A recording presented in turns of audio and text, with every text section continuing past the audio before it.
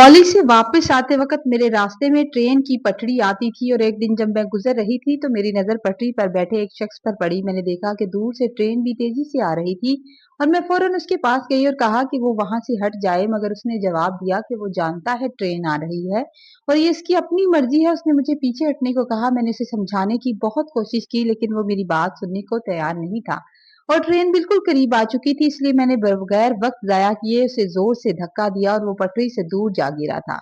मैंने भी छलांग लगा दी थी। ट्रेन गुजर जाने के बाद वो शख्स मुझ पर बहुत गुस्सा हुआ और लड़ने लगा कि मैंने उसकी जान क्यों बचाई।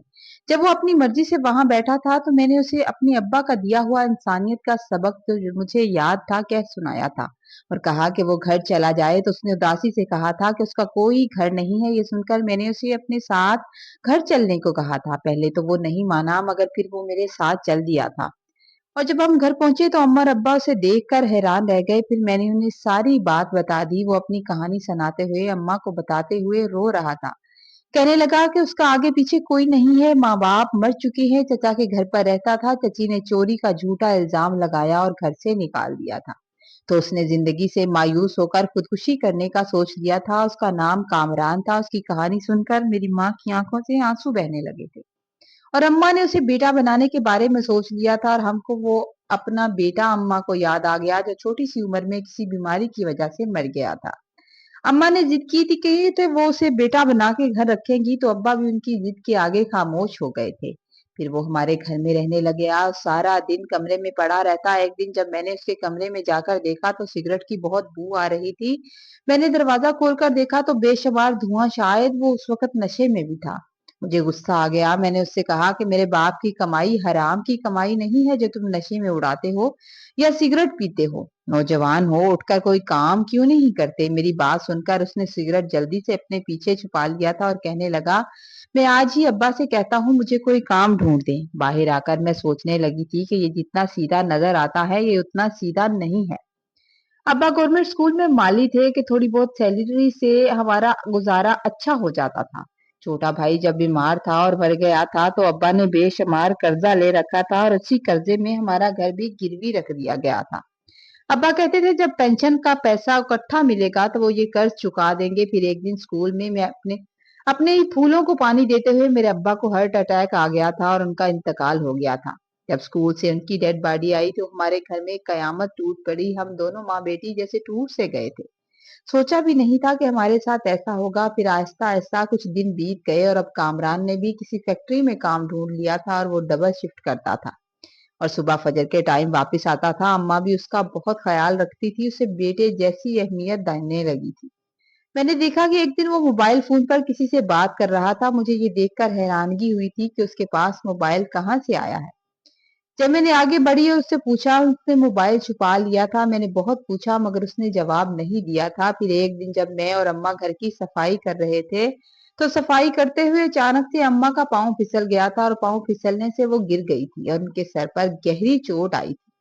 वो रात को इशा का टाइम था और उस वक्त मैंने गली में जाकर बहुत सारे लोगों को आवाज दी कि मेरी माँ मर रही है, कोई उसको बचा ले। अम्मा के सर से बहुत खून निकल रहा था मगर मेरी बात किसी ने नहीं सुनी। मेरी पुकार पर कोई नहीं आया। मेरे पास फोन नहीं था कि मैं कामरान को फोन करती, न ही मेरे पास उसका नंबर था। मैंने अम्मा को बाजों में उठाया था और सड़क पर ले आई थी कि शायद कोई मिल जाए, मगर जब तक कोई मिला था उस वक्त मेरी माँ की डेथ हो चुकी थी क्योंकि सर से बहुत खून बह चुका था और मैं भी दुनिया में अकेली और बेचारी रह गई थी। चंद दिन तो मैं सदमे में से निकल ही नहीं पाई। जब अम्मा को गुजरे 10 दिन हो गए तो एक दिन चची आई और कहने लगी, अब तुम्हारा यूं कामरान के साथ अकेले रहना ठीक नहीं है। पहले की बात और थी, तुम्हारी माँ तुम्हारे साथ थी, मगर अब हमें ये गवारा नहीं है। चची ने छोटे बेटे चाचू के छोटे बेटे का रिश्ता पेश किया था। कहने लगी, वो अच्छा लड़का है, तुम्हें खुश रखेगा, उससे शादी कर लो। अब हम तुम्हें यहाँ नहीं रहने दे सकते। मैंने कहा, मैं अभी सदमे में हूँ, मैं अभी यहाँ कुछ और नहीं सोच सकती। अब तो मोहल्ले वाले भी अजीब अजीब सी बातें मेरे और कामरान के मुतल्लक करने लगे थे जिन्हें मैं सुनकर अक्सर खामोश हो जाती थी। एक दिन मैं रात को अकेली थी। मेरे जिस कजन का रिश्ता आया था वो अचानक घर में घुस आया था। कामरान उस वक्त ड्यूटी पर होता था। मैंने उसे निकाल कर दरवाजा बंद करने की कोशिश की तो उसने जबरदस्ती दरवाजा खोल दिया था। कहने लगा, तुम कामरान को तो घर से नहीं निकालती, मेरे आने पर तुम्हें क्या तकलीफ हो रही है।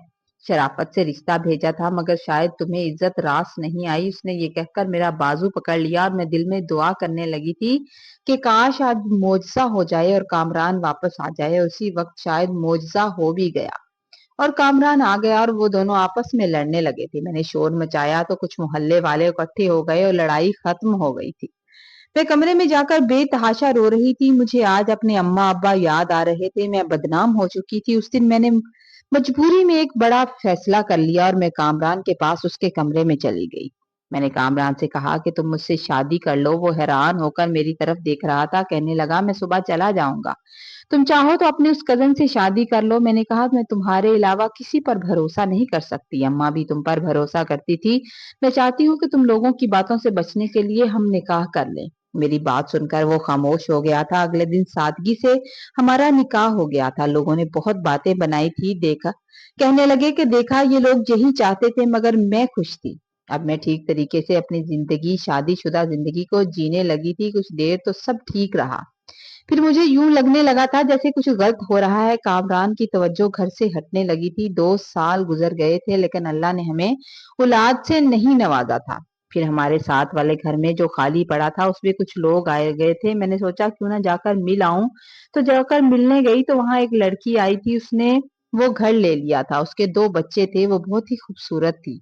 बहुत जल्द वो मेरी दोस्त बन गई थी और वो मुझे बताने लगी थी कि उसके शौहर का इंतकाल हो गया है। शौहर ने काफी कुछ छोड़ा है, जिसमें से उसने ये घर ले लिया है। मगर फिर हम लोग आने जाने लगे। 2 एक बार मैंने नोट किया कि कामरान भी उस घर के दरवाजे की तरफ खड़ा होता था। मैंने पूछा तो टाल गया। कहने लगा, नहीं, वो तो मैं किसी काम से खड़ा था। उसका बच्चा गिरने लगा तो मैंने उसे घर छोड़ा था। फिर मोहल्ले की एक औरत ने मुझे एक दिन बताया कि मैंने रात को कामरान को उस लड़की के घर में घुसते देखा है। ये बात सुनकर मैं परेशान हो गई थी और मैं डर भी गई थी। अगर ये मुझे छोड़कर चला गया तो मेरे साथ क्या होगा। मैंने उस औरत से कहा कि तुम ध्यान रखना, अब अगर कामरान उस घर में जाए तो मुझे जरूर बताना। दूसरे ही दिन शाम को उसने बताया था कि कामरान अभी कुछ देर पहले इस लड़की के घर गया है। रात के 9 बज रहे थे। मैंने भी जल्दी से दुपट्टा लिया था और उस घर में चली गई थी। मैंने वहां जाकर देखा तो बच्चे अलग कमरे में सो रहे थे, जबकि कामरान और सादिया अलग कमरे में थे। घर में काम वाली थी। उसने मुझे बताया कि साहब और बीबी साहब कमरे में हैं। मैंने पूछा, कौन साहब? तो कहने लगी, जी कामरान साहब, बीबी सादिया के शौहर। ये सुनकर मेरे पांव तले जमीन निकल गई। सादिया के 2 बेटे थे। मैंने उसी वक्त जाकर दरवाजा बजा दिया था। कामरान बाहर निकला। मुझे देखकर उसका एक लम्हे के लिए तो रंग उठ गया था। फिर उसने मुझे बाजू से पकड़ा और घर ले आया था। कहने लगा, तुम तो बांझ औरत हो, मुझे औलाद नहीं दे सकती, इसलिए मैंने उससे दोस्ती कर ली और फिर शादी कर ली। मुझे बेटा चाहिए, कल को मेरी कब्र पर रो भी सके और फातिहा भी पढ़ सके। मैं उसकी बात सुनकर हैरान रह गई थी। क्या वो इतना खुदगर्ज हो सकता था? मैं उसकी बात सुनकर रोने लग गई थी और वो मुझे रोता छोड़कर चला गया था। मुझे आज एहसास हुआ था कि वो सच में इतना सादा नहीं था जितना मेरे माँ बाप उस पर समझते रहे थे। पहले तो वो चोरी छुपे सादिया के पास जाता था। अब जब मुझे पता चल गया तो वो सरेआम जाना शुरू हो गया था। मेरे पास कम ही आता था। मैं घर में अब अकेली रहती थी। हाँ, उसकी ये मेहरबानी थी कि थोड़ा बहुत राशन दे जाता था। एक दिन खानदान की शादी में गई तो वहां पर मुझे वो अपना कजन मिला जो रात को मेरे घर पर आया था। वो मुझसे माफी मांगने लगा। कहने लगा, मुझे कामरान ने पैसे दिए थे कि तुम ये काम कर दो ताकि मैं शादी के लिए मान जाऊं। मैंने ये सब तुम्हारे शौहर के कहने पर किया था। मैं ये सुनकर हैरान रह गई कि क्या कोई इंसान भला ऐसे भी कर सकता है। अब आहिस्ता आहिस्ता कामरान मेरी नजरों से गिरने लगा था। इस तरह 2 साल हो गए और कामरान के 2 बेटे भी हो गए थे। अब वो बहुत खुश था। एक दिन अचानक से वो बीमार हो गया। उसकी दूसरी बीवी उसे हॉस्पिटल में छोड़कर घर आ गई थी। तो कामरान ने मुझे फोन किया था कि तुम मेरे पास आओ। मैं अस्पताल चली गई तो वो बेड पर लेटा रो रहा था। मुझे देखकर उठ बैठा और मुझसे माफी मांगने लगा। कहने लगा, मैंने तुम्हारे साथ बुरा किया था तो मेरे साथ भी बुरा ही हुआ। सादिया अच्छे किरदार की नहीं है। मैं तो बहुत खुश था कि 2 बेटे मेरे हैं, मगर मेरी सारी रिपोर्टें हुई हैं जिसमें एक रिपोर्ट में साफ लिखा है कि मैं तो कभी बाप बन ही नहीं सकता था। अब वो किसी और से मिलती है, उसी के साथ जाती है, मेरे कहने में नहीं है। वो हर साल अपना प्यार बदल लेती है और अपना शौहर भी बदल लेती है। तो मुझे माफ कर दो, तुम वफा शार औरत थी, मैंने तुम्हारी कदर नहीं की। मैं खामोश बैठी उसकी तरफ देख रही कि उसकी बातें सुन रही थी। वो मेरा शौहर था, जैसा भी था मेरे माँ-बाप के बाद मेरा सहारा था। मेरे पास उसको माफ करने के अलावा कोई चारा नहीं था। जितने दिन वो हॉस्पिटल में रहा मैं उसके साथ रही, फिर वो ठीक हो गया और उसे मैं लेकर घर आ गई थी। अब वो मेरे साथ रहता था, मेरा बहुत ख्याल रखता था, मेरी हर चीज का ख्याल रखता, मगर अब उसकी बातों से मुझे कोई फर्क नहीं पड़ता था। सच कहते हैं ऐसे ही किसी पर एतबार नहीं कर लेना चाहिए, और जब किसी को धोखा दो तो खुद भी उसी धोखे की उम्मीद रखो, क्योंकि धोखा देने वाले की तरफ धोखा पलट कर जरूर आता है। आप सबकी मोहब्बतों का शुक्रिया।